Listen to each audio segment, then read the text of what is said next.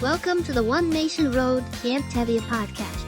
You'll hear stories and anecdotes from special guests and hear how camp life has changed over the years. Okay, everybody, time for lineup. I'm Rob Goodwin. Guest tonight was at Tevya for 7 straight years, starting in 1970. He was a camper from 1970 to 1973 and was in the kitchen 74, 75, and 76. It's my pleasure to welcome Scott Sparr. Hi, Scott. How are you? I'm doing great. Thanks for having me. Pleasure. I'm glad you reached out. It was great to receive your email last week, and so happy that you enjoyed the episodes that you listened to. And you had mentioned you had a few Tevya interactions recently, and I'm interested to hear about them. Okay, so as I told you, I have had 3, and probably in the last 5 years or so, 3 kind of interactions. You know, the first one is a little bit funny, and I'll get to the one that was most emotional. I'll do that one last, but I don't know, probably 4 or 5 years ago, I was visiting my son in Boston. We had gone to a Red Sox game. Now, keep in mind, I've lived in New York since 1980, and luckily enough, son resides in Boston, and he was living in Brighton at the time, and we had gone to a Red Sox game. Coming home on the tee, we're standing, and I see a gentleman sitting, reading a book, and he's wearing a Camp Tevya t-shirt. My first instinct was to say, "Did you go to Camp Tevya?" No habla inglés. So I immediately realized that he probably bought the shirt at a secondhand store. And, of course, my son got on my case for talking to a stranger on the tee, but I was, actually like a little saddened to I guess, deduce that somebody had given away a Tevya shirt. I don't know. You have to give it a shot if you see somebody wearing a Tevya shirt. Yeah, you had to give it a shot.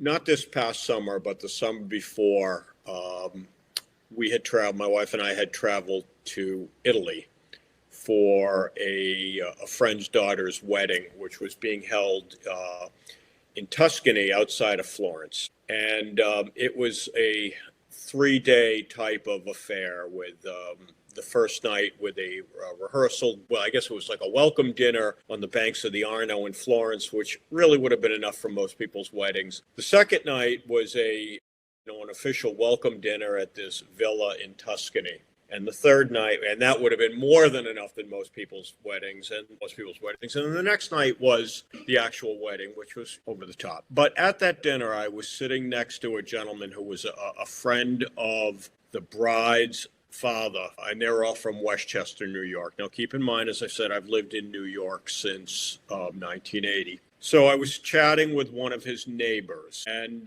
his neighbor was an attorney, and we had a nice little conversation. And he may have mentioned that he had told me he was originally from the Philadelphia area or from Pennsylvania, and mentioned that he'd gone to Brandeis. So I said, well, how did you come to Brandeis, being from, Pennsylvania?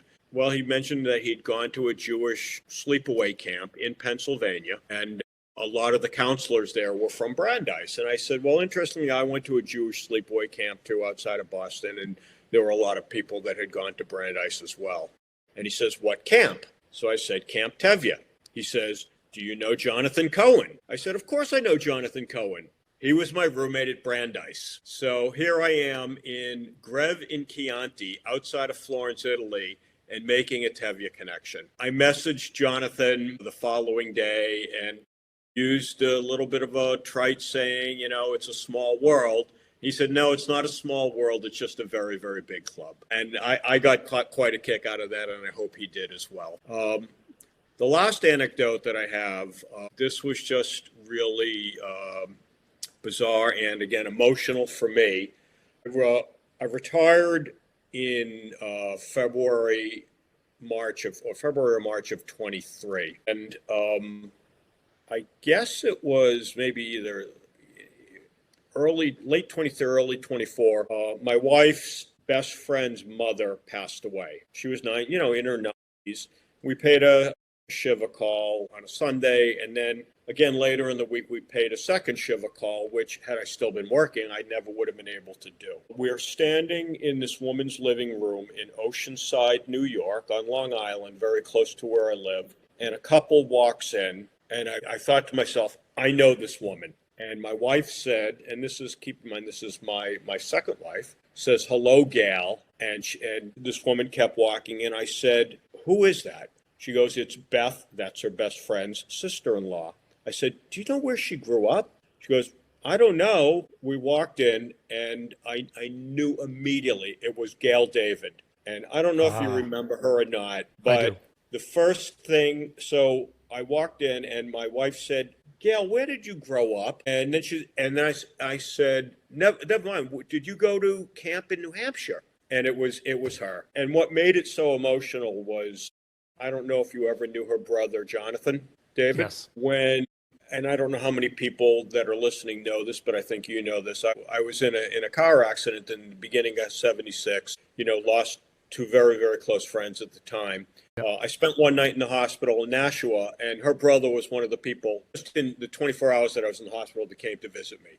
And I was forever grateful for that. I reminded her of that. And then we basically spent like the next hour and a half, chatting about camp and memories and so on. And one of the things she said to me was, "How did you recognize me?" I said, "You look exactly the same." I had my wife take a picture. I texted it to my sister, who's 2 years younger. I said, "Do you recognize this person?" Without hesitation, she knew who it was. So that was really fulfilling for me, and it was just so random. Here's a woman who grew up in Maryland, went to camp in New Hampshire, and I'm running into her at a Shiva on Long Island. And meanwhile, my wife has known her through her best friend for probably 30 years. So, yeah, small world. That to me, it was emotional, really because of her brother, but it was just such a random and such an out of the way, camp interaction. Her brother was one of my counselors in 1974. Okay.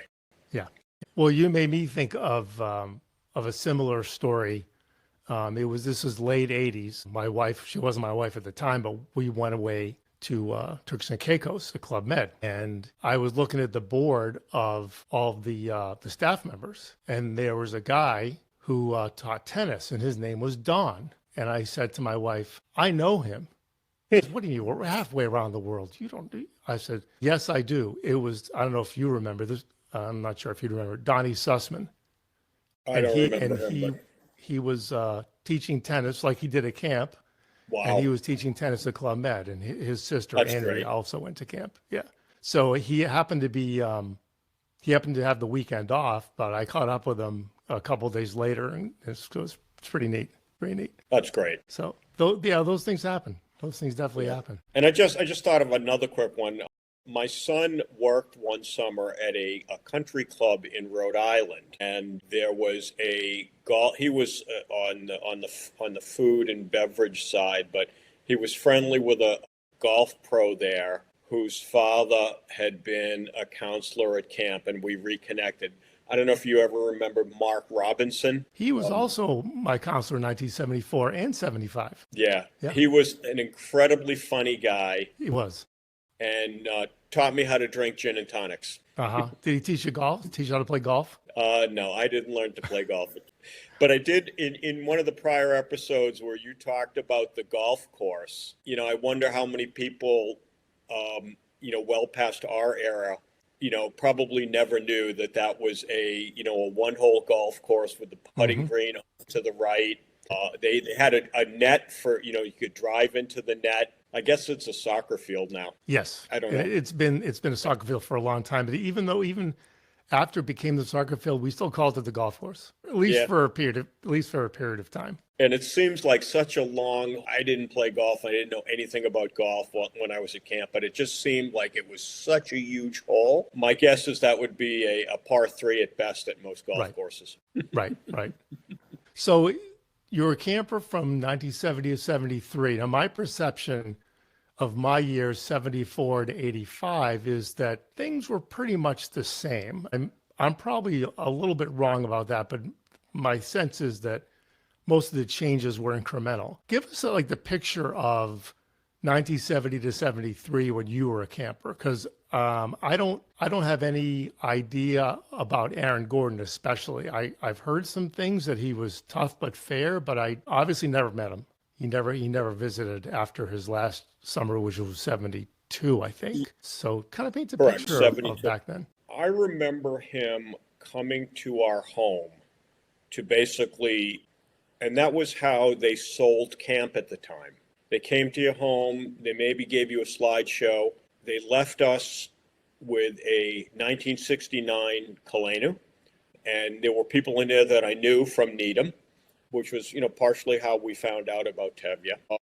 I didn't have a lot of interaction with him, but he was tough. He was firm. He commanded respect, and he got it. I do remember, and I think this was probably the first year, maybe my second year, on the 4th of July, we had a campfire on the waterfront, and somebody threw firecrackers into this bonfire. And it just you can only imagine. And I remember him getting on a microphone and screaming for quiet. And it was like that way in the dining hall. The only real direct interaction I had was towards the end of the summer. Myself and I was in Boys Bunk 5, Degania.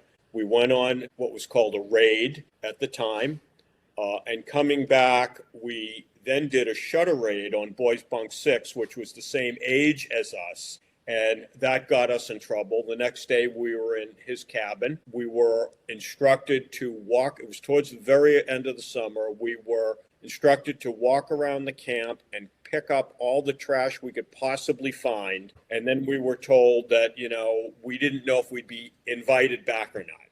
Well, we all were invited back. And it was a strong lesson. I had heard a lot more, but I managed to stay out of direct trouble for the next 2 years. But, I distinctly remember his presence in the dining hall. And as somebody on a prior podcast had talked about, there weren't a lot of other adults at camp. There was, Aaron, there was the nurse, there was a program director, and an administrator, and Phyllis, and that was really it. And Aaron, and I just remember just how well organized things were in the dining hall.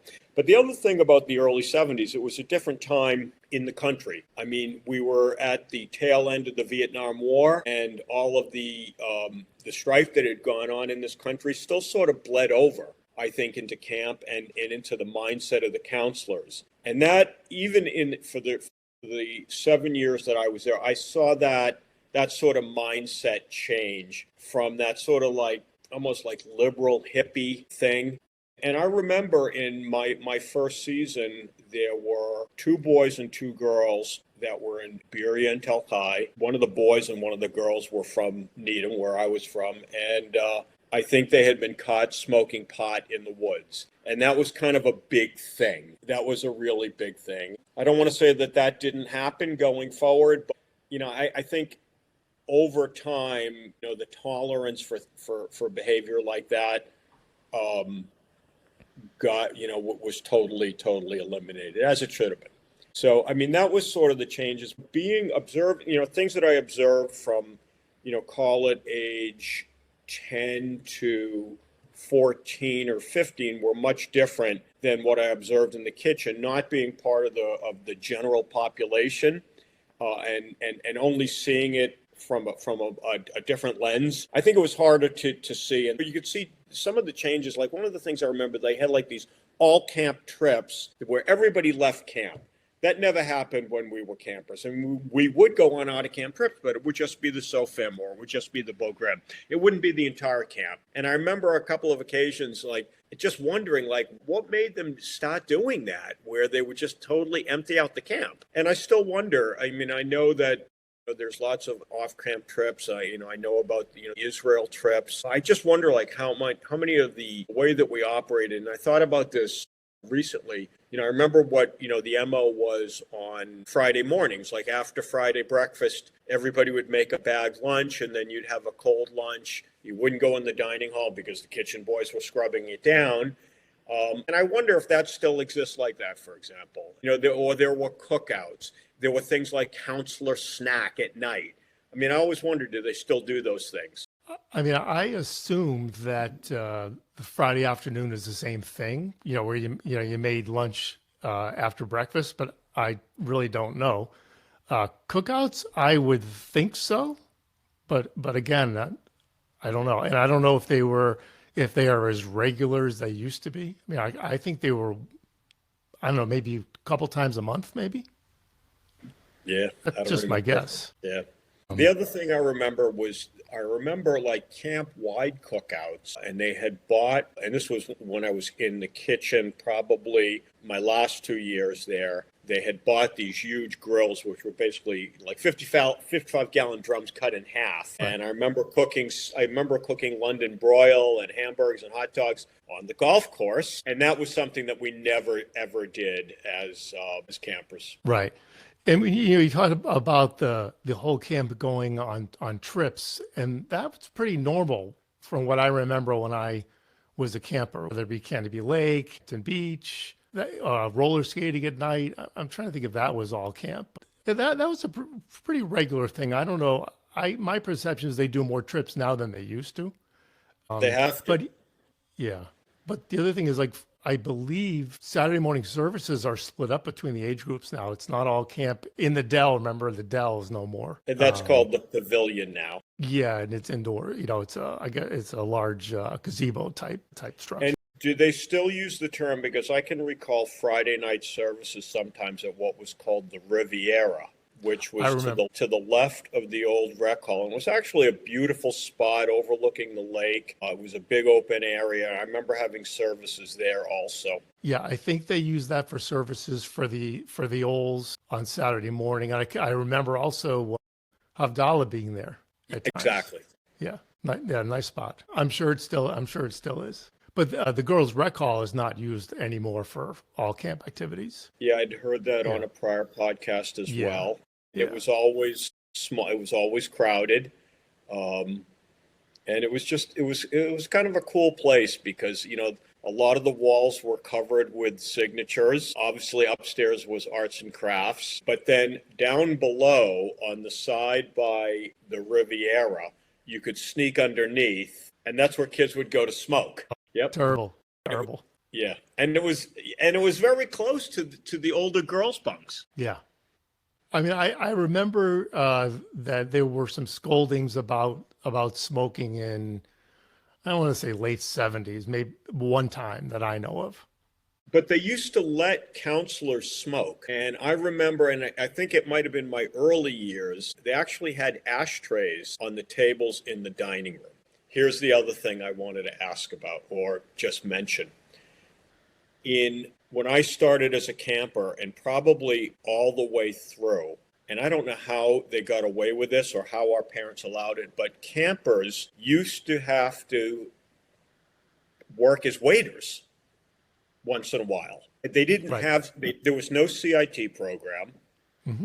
and everybody got assigned. They sort of went through a schedule, and you were assigned to be a waiter. And they would make an announcement, waiters up, and we would go up, and we would eat first, and then we would have to set the tables, and then we would get the trays, and we would bring the food out. And so I remember I was 10 years old, and lunch. It was probably the first day I was doing this. And a girl who was in Beria they were serving grilled cheese. She wanted another grilled cheese. So instead of bringing the whole platter of grilled cheese back out, I walked back out with a grilled cheese sandwich in my hand. She wouldn't eat it because I had it in my hand. Yeah. Yeah. But I couldn't ever imagine today parents paying the kind of money that they're paying to send their kid to camp and making their kid work as a waiter. Right. And I can remember, even after the CIT program, when I was a Bogue, occasionally the CITs would be out of camp. And so we'd have to wait tables for the day. Yeah, it was kind of, there was something that was, fun and I'm not saying magical, but, it was different. And you were exposed to what was going on in the kitchen. And this is really how I got this exposure. And I saw like these guys were working, but they were having fun and, they were cool. And, I kind of wanted to be one of them when I grew up. Sure. In camp speak. Yeah, there was one time where when I was in Telkai, I drew the head table for a day, and, which wasn't a problem. But I waited breakfast, and there's the table wanted, I don't know, 8 cups of coffee and 1 decaf. So I went into the kitchen and I got 8 cups of coffee and 1 decaf. And I was done walking back. I'm like, I don't know which one's decaf. And I'm not going back in there to pour this coffee out. I'm just going to take a chance, you know? So one person said, you know, this coffee doesn't taste right. I said, oh, it's bottom of the pot. Let me go get you another one. So someone who wanted decaf didn't get it. Now that person may have sped through their day. And I mean, no one had a heart attack. So I guess everyone lived through it. But, you know, lesson learned, you know, on that day, put a stirrer in the decaf, I guess. So, okay, life in the kitchen when you were done. You were not a CIT. Well, there were no, when after my Telchai summer, which was 1973, there were no program. Right, because 76 was the first year of male CITs. I can't remember what year the girls' CIT started, but, you know, this was the only way, you know, being a kitchen boy was really the only way you could continue at camp. Right. And so, yeah, I went for it. I will tell you this, it was the first real job that I had. I remember the first day there being shown how to scrub out garbage pails.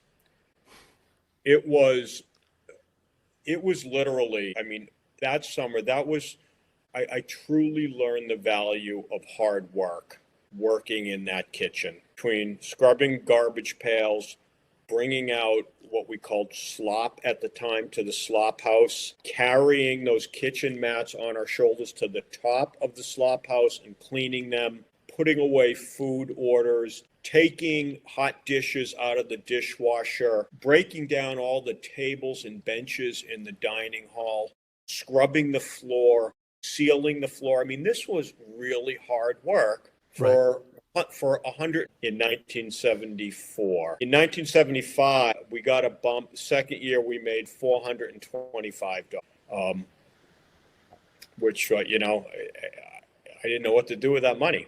It was great. I was going to say, if I go through some names here, Tony Parenti, institution. Yep. You know, he was just so even keeled, somebody that I never ever saw get mad. Again, you know, you talk about hard work. I watched him, you know, bring up 100-pound bags of sugar on his shoulder from downstairs where the food was served. It was a pleasure as a kitchen boy to be assigned to work with him, whether it was cutting up sheet cake or slicing rolls or slicing bagels. It was just an absolute pleasure to be around him. He was a gentleman and he was friendly. Right.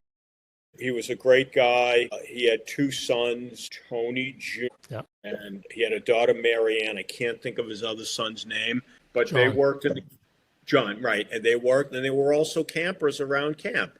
You know, it was a pleasure working with him. And John worked with Tony when I was in the kitchen in 81. Wow. And was he training to become a baker?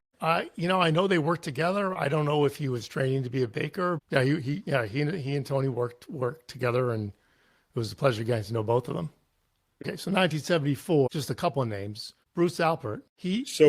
Go ahead, you start. Bruce was my age. I didn't know him well as a camper. I believe I was in Boys Bunk 7 a lot, and he was there for a few weeks, then got sick and went home. He did work with me in the kitchen in the summer of 74.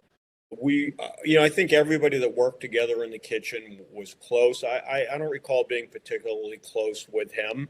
I remember him being a hardworking, quiet guy, but I didn't know him. I didn't keep in touch with him away from camp. So he was my counselor twice when I was a Bogue in, I guess they call it Tel Yehuda and Telchai 2 years in a row. And if I'd gone back for my CIT year, it would have been 3 because he was one of the CIT counselors. And yeah, so it was great being with Bruce, those 2 summers. I remember his brother. I remember his brother, Peter, quite well. Peter.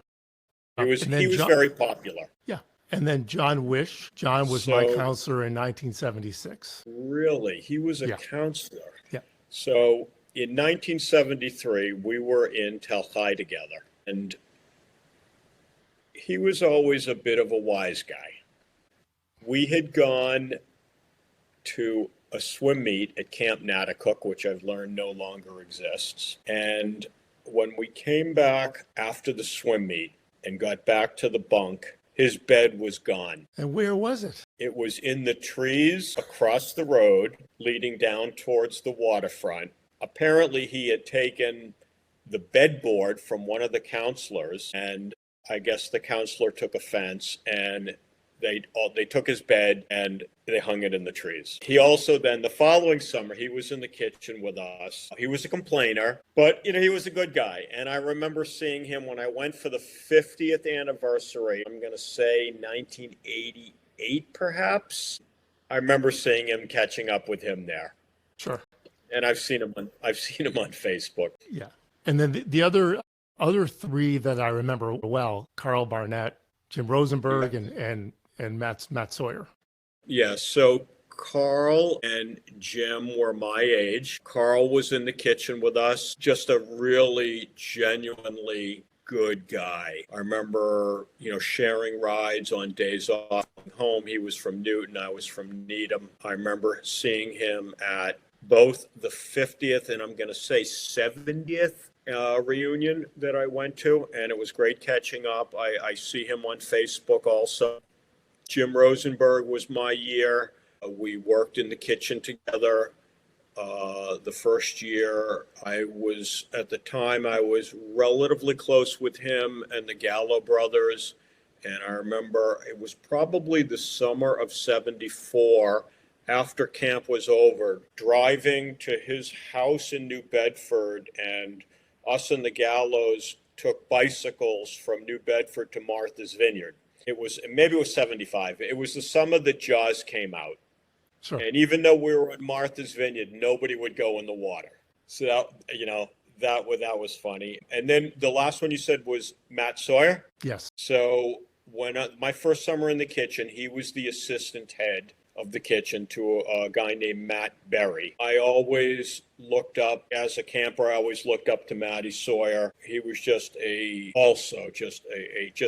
genuinely good guy. I had a little bit of a connection. I think my mother might have known his mother when my parents were first married in Brighton. But he was a good guy. I remember going to the house that they lived in Brookline, seeing him. I remember seeing him during the off season. He was also friendly with the Gallo brothers. Sometime, actually twice in the last, I'm going to say 15 years, we had 2 mini reunions in New York City, and he was at least at one of them.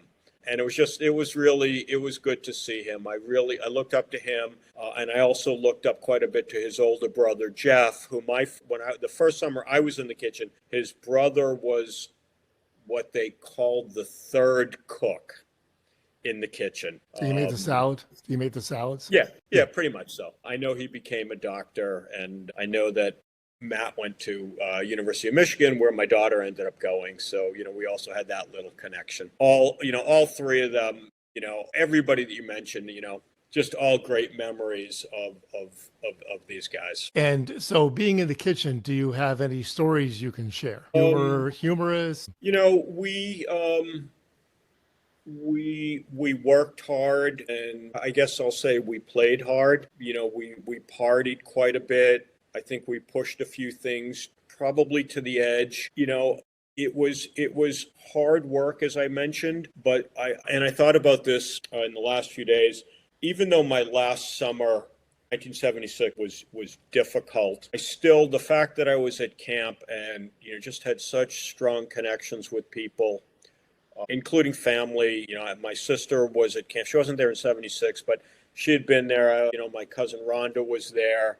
It was manageable. I don't think I had a day, regardless of what job I was assigned to in the kitchen, regardless how hot it was in the kitchen, regardless of not being able to pass the head of the kitchen's inspection after scrubbing out a sink. It was all enjoyable because, we had access to camp and everything that came with it, and it was great. Upstairs from the dining hall always had this mystery. Campers weren't allowed up there, but it was just such a fun place. We had a ping pong table. We hung out, and it was just, we found things to do at night. And again, having access to everything that camp had to offer, especially, the women. We loved it. We absolutely loved it. And, there wasn't a summer that went by where somebody either got sick or got hurt or didn't make it through the summer for one reason or another. But we survived. Somebody would go home, we'd get somebody else, they'd fit right in, and it was just such a good time. And when it came to an end, even though it ended, it was not a smooth ending for me, I still wanted to come back. But, you end up moving on and, and doing different things. And, many of us move on, many stayed involved, but that wasn't to be for me. But I literally loved every minute in that kitchen. Again, I truly learned the value of hard work. To this day, I cannot leave what Matt Sawyer used to call grunge in a drain in the kitchen sink. It pains me when I see it. If I'm asked to sweep or vacuum the floor, I'm not leaving. I remember being taught how to sweep in corners. And I remember being taught anybody can sweep the middle of the floor. Hey, these are important life skills, learning how to sweep. So when I was in the kitchen, there were 4 of us that were former campers. So all the others were from various places, probably local kids. Okay. So, we had fun. Who was the head of the kitchen when you were there? The head of the kitchen. Not the head chef, but the head kitchen boy. I think it was Matty Yorks. Now there was another Parenti, actually, Jim Parenti. He was a kitchen boy, but I don't remember if he was the head of the kitchen. So there were four of us that were former campers, and the head chef, Bill, call him Bill. He was there a couple of years. The funniest story that I can remember is that the food service truck showed up with, once a week. And, there was a hatchway with a chute behind the dining hall, and a couple of us would be unload the cases from the truck, and a couple would be in the basement with the head chef, and he would say where everything goes. Exactly. Well, we decided we're just going to throw everything down as fast as we could. Just to get after the guys in the basement. Well, we hear this guy, the head chef, literally yelling, and he did something superhuman. Now that chute was slippery. It was it was more slippery than the slide at your neighborhood. It had a metal covering, if I remember. Yeah, he was so mad at us that he got on the chute and he ran his way up it. Wow. And when he got up to the top, he stepped off and was literally yelling and screaming at us. So a couple of us decided a couple of days later, we got to see if this is even humanly possible. So we opened it up, got in the basement, and none of us could run up this thing.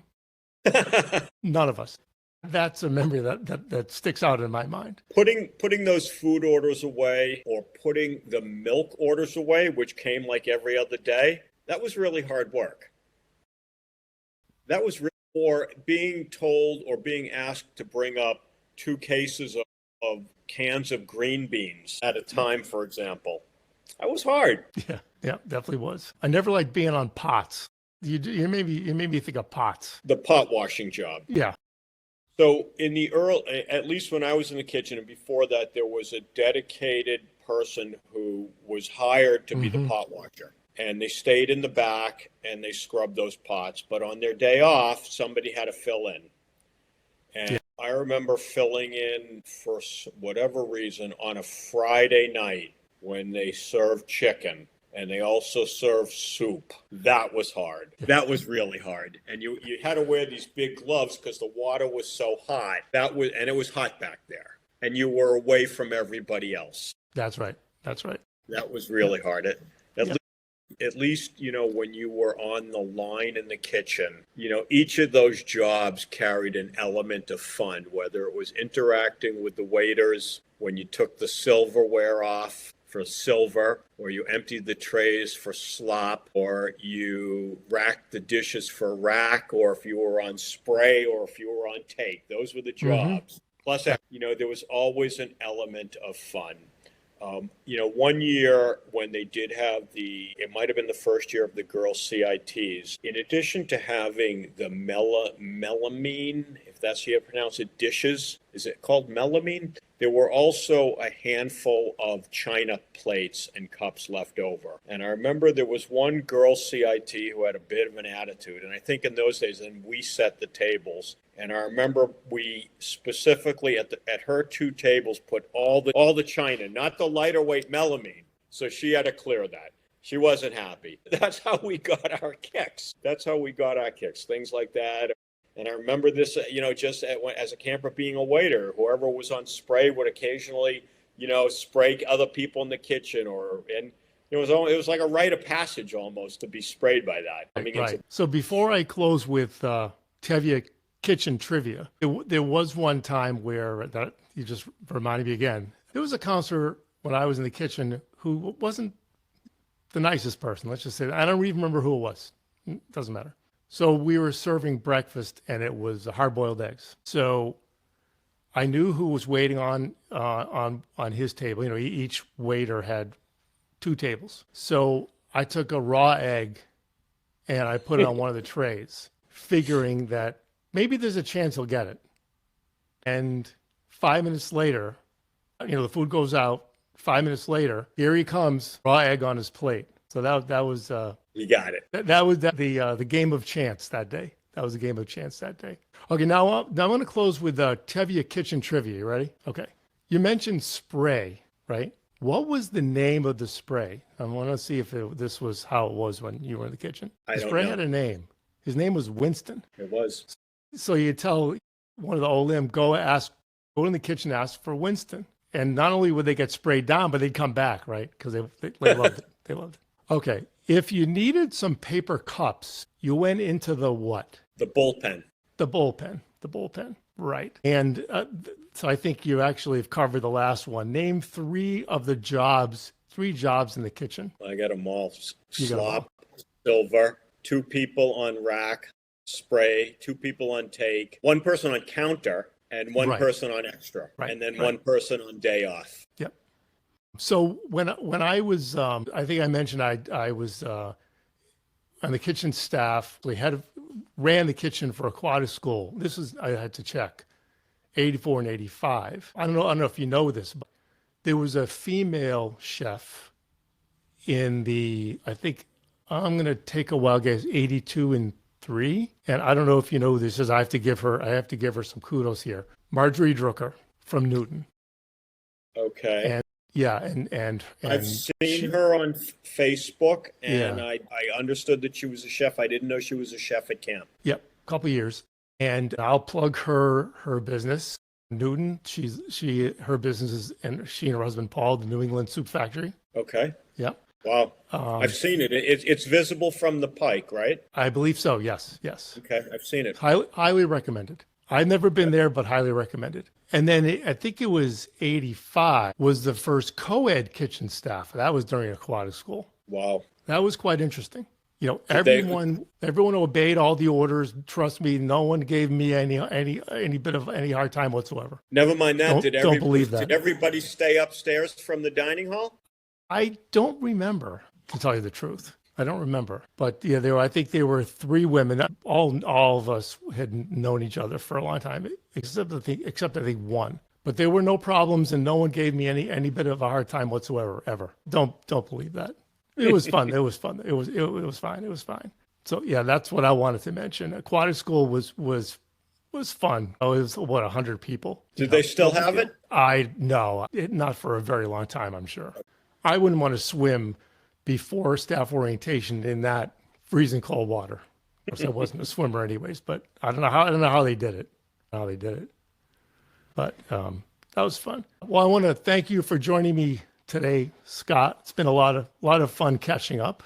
Thanks for joining me. Thanks for having me. I appreciate it. It's always great to talk about camp. It's great to hear other people who were as fortunate as we were to be sent to sleepaway camp, especially Jewish sleepaway camp, to hear their experiences and how they differed from ours is also quite interesting. And, there were some camps that were not-for-profit camps that I know firsthand were much more luxurious, but I don't think any of us would trade the experiences we had at Tevya for anything. I'm forever grateful that my parents sent me and my sister there. What I learned at camp and the memories, good memories and some of the not so good will obviously live on with me forever. I appreciate you having me here. I hope that people have found this interesting, perhaps to hear what it was like in a different era. And if anybody finds themselves in Naples, Florida over the winter, look me up. Perfect. Or hit me up on Facebook. Very good. Thanks again, Scott. All right. Thank you so much, Rob. Thank you. If you'd like to be a guest on this podcast or have ideas for future episodes, you can reach me via Facebook Messenger, text me, or email me at info@onemasonroad.com. Please subscribe to the One Mason Road podcast wherever you get your podcast. You can also listen at www.onemasonroad.com. Past guests have included Mark Adelman, Matt Brand, Linda Schnall-Hill, and Lynn Shapiro-Eisenstein. And don't forget, join the One Mason Road Camp Tevya group on Facebook. Thanks again to Scott Sparr for spending time with me tonight. Thanks for listening, everyone. Keep in touch.